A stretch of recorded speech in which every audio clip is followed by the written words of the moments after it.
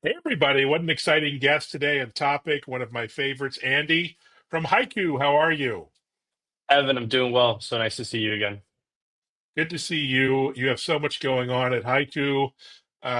Recently, Dell Technologies World, a fantastic event. Lots of takeaways and insights. Before that, maybe introduce yourself, your role at Haiku, and the mission of the company for those who aren't familiar. Yeah, absolutely. My name is Andy Fernandez. I'm the Senior Director of Product Marketing here at Haiku. For those who are hearing about Haiku for the first time, we are the fastest growing data protection as a service provider in the world. We have over 4,600 customers in 78 countries. But at the end of the day, Evan, our mission is universal protection of data. And it's an important mission increasingly. And you're a longtime Dell partner, but you had so much new news. You've taken the collaboration to a whole new level. What stood out most from the event? And what were the key highlights and takeaways from the Haiku perspective? Yeah, it was a super interesting conference. I wish I could have spent more time in the sessions, but what I could gather was, there was really three things that I noticed from the sessions, the keynotes, the conversations that we had at the booth was the first one was obviously AI infrastructure. You have to talk about it, but it's something very critical that there's actual investment happening in that space, and Dell is doing really a lot of pioneering around the infrastructure side of the house. What we saw that was super interesting as well, though, Evan, was also the combination of Nutanix and Dell within PowerFlex, being able to give Hmm. customers that option. But of course, especially in the context of today's conversation, all of the benefits that we're seeing with data domain, they obviously announced all flash. And of course, my favorite, very biased announcement, Evan, is the integration of Haiku SaaS and cloud applications onto Power Protect data domain as well. So this is something that it's been hard for me to keep quiet. But it's something that we were able to announce, and we got incredible feedback from the community, and it's really an incredible integration and partnership for us. Yeah, it's an amazing partnership, and even more important, customers are loving it. What were some of the benefits announced for customers and the feedback from real customers at the event?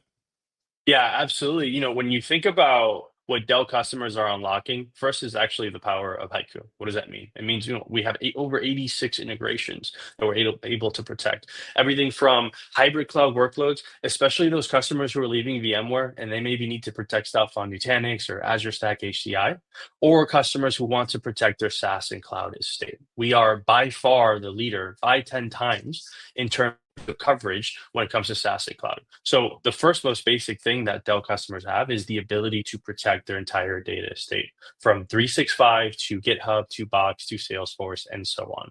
Now, when you dive a little bit deeper, what this actually means, though, too, is it's not just backup and recovery and DR that they get access to, it's control. It means that all of that data, all of those backups, Evan, it goes to their infrastructure, their data domain environment. And we all know the benefits that data domain provides on storage efficiency, on deduplication, on cost, and on resilience. So not only do they get to protect their entire organization with Haiku, but they're doing it with their Dell investment and with the infrastructure that they trust.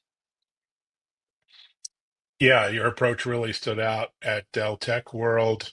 And it wasn't just, the Microsoft's 365s of the world. I mean, there's so many SaaS apps that are more important than ever, beyond, the big names like Microsoft. What other SaaS or cloud apps are seeing this need for data protection at the moment? Yeah, absolutely. Evan, the when you talk to leaders, IT leaders, the first reaction they have is usually to name the SaaS apps that they spend the most money on, right? So Microsoft 365, Salesforce, the things that they're really spending a lot of money on. But there are other places where there is so much critical data. For example, let's take Mm. GitHub, Evan. That is a critical crown jewel of the organization. That's your IP. That's how your infrastructure works most of the time. That's a huge area. But you also take a look at things even within outside of Salesforce, even things like Box. Think of how Mm. organizations are using Box and what kind of research, whether it's Mm. academic, financial due diligence, all that lives in Box. But you continue to name these applications and you're shocked by what they're used for and how they're not protected today.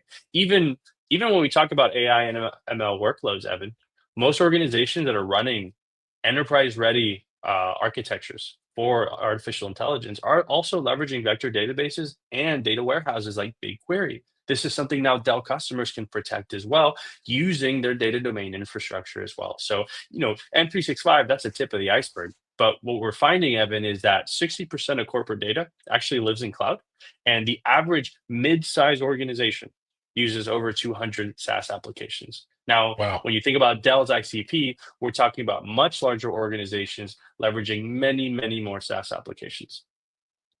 That's fantastic to see the opportunity there. And the general theme of data protection, data governance was, throughout Dell Tech World. And it was kind of critical for AI success. Dell even said they wish they had started earlier in their journey around governance. So what do you think's behind this renewed focus, and why is it one of the top five or six topics now at events like Dell Tech World?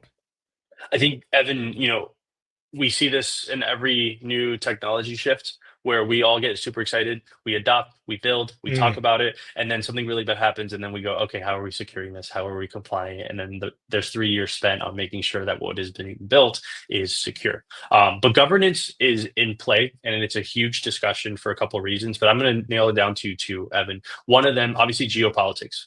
Where data is stored now actually has a significant impact on organizations and what country they live mm, in and what is their economic exposure in that sense, right? But then there's also supply chain attacks. You know, Evan, 20 years ago, when you had a data center, if something bad happened to your organization, there's a cyber attack, it was your fault because you made a mistake mm. and somebody was able to access. Now you can do everything perfectly, but if your vendor, your ISV, what you're trusting on your AI infrastructure is compromised, then you're also compromised. And that's where hackers are going. They're not trying to go and attack single organizations. They're going after the entire ISV. So that ability to have control of the data from supply chain attacks, but also, Evan, if you have control of the data, you also have control of the future, and you're not dictated by a vendor on what you're supposed to do. So I'd say it's down to geopolitics, but also the supply chain risk that we live in, not just with AI, but also what we've been living in with SaaS applications.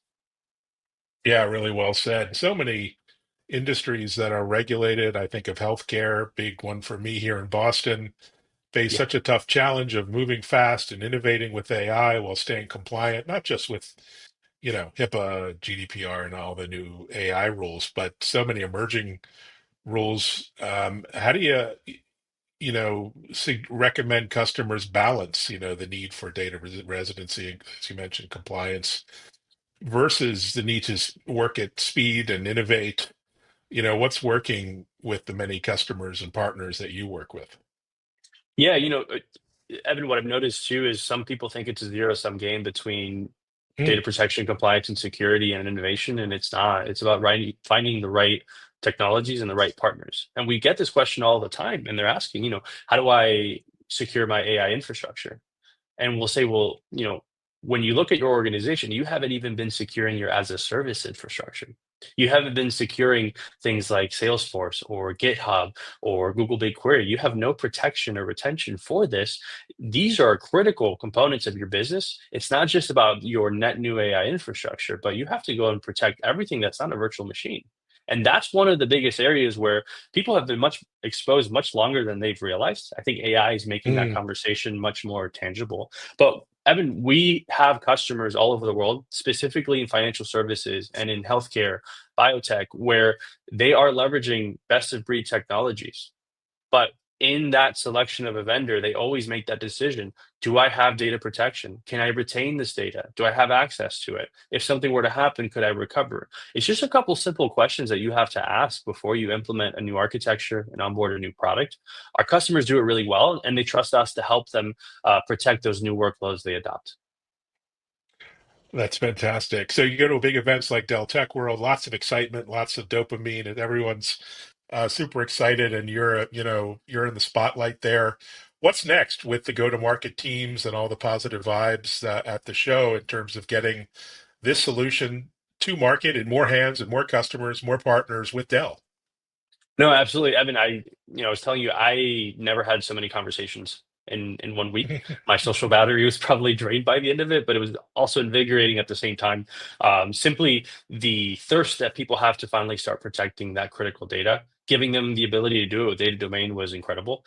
So what we're focused on making sure is we continue to collaborate with Dell to drive more capacity, to drive more protection onto data domain. But that also includes technology innovations, continuing within the Dell ecosystem, continuing, and as you know, based on our previous conversation, Evan, we released our Shield, a cyber resilience fabric for the entire Mm, data estate. We're going to continue driving new use cases, new capabilities, but also, Evan, there are 30,000 SaaS applications out there. There are more wow. applications to be protected, and we're always going to continue driving more protection for customers based on what they ask. Amazing. So it used to be, you head into June, July, August, it's summer, it's quiet. It doesn't sound like you're going to have a quiet summer. Things have been moving so fast lately, including at Haiku. What's next? What are you looking forward to over the next few months before we, ramp up again in September? Maybe a few years from now, Evan, you'll see me in Provence, or we'll have a cocktail on the beach somewhere. But this is going to be a very busy summer. You're going to see some pretty exciting releases for us. One thing that I will leave you with as a preview, as well, Evan, is we had conversations with customers moving away finally from VMware, right? Everyone's going to renew at the beginning, but everyone is making that decision, should I stay or should I go, for lack of a better phrase? And they're trying to understand, where am I going? Am I going cloud? Am I going to another hypervisor? At Haiku, we want to make sure that we are there to equip them to move wherever, whenever they want to go. So we're not going to stop working until customers have complete choice with Haiku. So you'll see tons of announcements, tons of new capabilities around that. But of course, cloud and SaaS, this is just the tip of the iceberg. There's so much more to be done. More work to be done. So where can you go to learn more about Haiku? Obviously, if you're a Dell partner, customer, how do you navigate and find the best place to start, the best person to speak with? Maybe yourself. You're out there all the time as well. Yeah, absolutely. So haiku.com, just request a Mm, conversation with us. We'll introduce you to the right person, whether that's our field CTO in the Americas or in EMEA. We have a global presence. And of course, you can mm. even test the product out yourself from the website. So haiku.com, and you'll find your way.